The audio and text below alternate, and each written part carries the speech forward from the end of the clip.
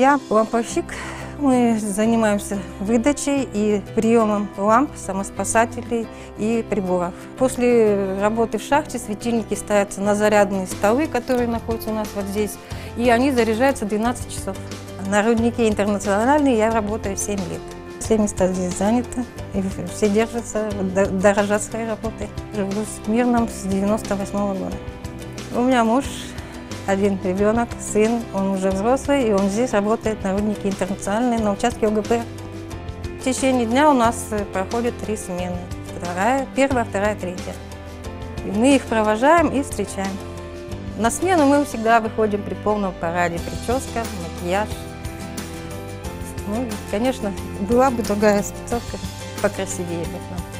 Подземщиков, которые спускаются в шахту, мы в основном знаем по номерам, потому что нам так легче, и за каждым закреплен свой индивидуальный номер, и мы их запоминаем быстрее, чем фамилию. Есть номера, которые мы называем счастливые, это 3 восьмерки, 3 семерки, 2 восьмерки, которые цифры одинаковые. Мы видим, что шахтерский труд очень тяжелый. Когда шахтеры выходят с шахты, они выходят усталые, все измученные, все в пыли от руды. Ну, за время работы на руднике «Интернациональный» я не была еще в шахте.